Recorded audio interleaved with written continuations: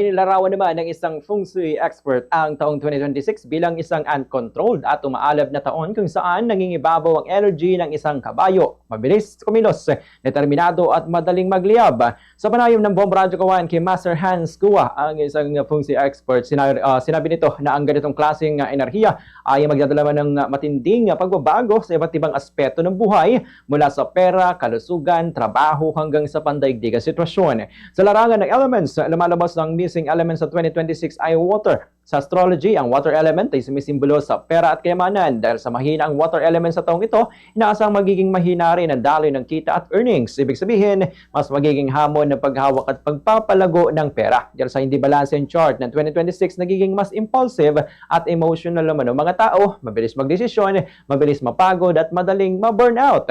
Ang blue, ang itinuturing naman niyang lucky color sa taong ito dahil sa sobrang bilis ng enerhiya ng taon, inaasahang magiging fast-changing year ang 2026.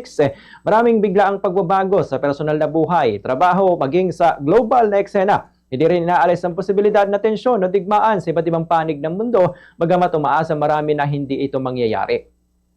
Pagdating naman sa kalusugan, binibigyang babala ng feng shui expert na mas magiging sensitibo ang kondisyon ng mga ama, lolo, matatanda, pati na rin ang mga ipinanganak sa Year of the Dog at Year of the Pig. Mas lapitin sila ng karamdaman sa 2026, kaya naman mariing paalala ang regular na pagpapatingin sa doktor at huwag ipagsawalang bahala ang mga sintomas. Inaasahan ding tataas ang antas ng anxiety at stress ng maraming tao. Nagababala rin siya sa ang mga eksperto laban sa mga madaliang weight loss programs, bagong anti-aging resolutions at mga hindi pa subok na health trends. Posible ring magkaroon ng mga bagong development kaugnay ng cancer at iba pang malulubhang sakit, kaya mahalaga ang tamang impormasyon sa pag-iingat. Dapat ding bantayan ang pagdami ng respiratory illnesses, lalo na sa mga may hina ang resistensya. Sa usapin naman ng karera at trabaho, inilarawan ng feng shui expert ang 2026 bilang isang very competitive year. Malakas ang energy ng lahat, kaya kung masyadong mabagal, kampante o kontento na lamang, may posibilidad na maiwan o maalis sa pwesto. Paalala ni Master Hans Kua, magiging agresibo sa work environment, pag-usahin ang sarili, mag-aral ng bagong skills at matutong sumabay sa tamang timing.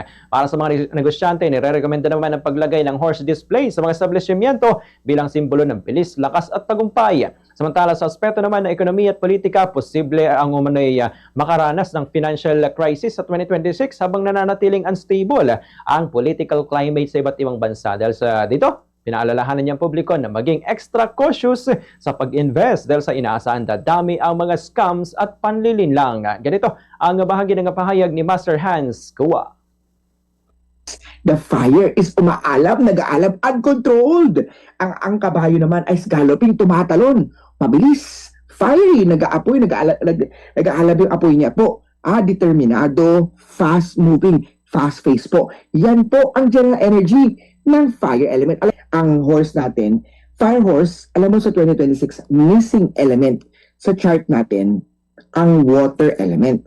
Ang water element natin is the money or wealth element natin. Ibig sabihin, dahil mahina ang wealth or money element natin, mahina din po ang pagkita ng earnings o ng pera.